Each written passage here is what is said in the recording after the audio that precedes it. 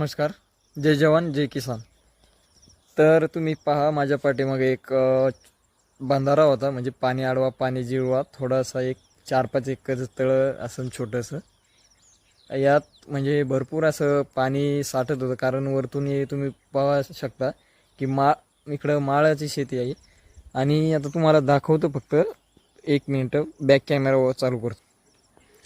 आता तुम्ही पहा, हा जो बंधारा आहे तर हा म्हणजे मधून फुटलेला आहे. हे बघा, एवढं हे पूर्ण इथं पाणी होतं.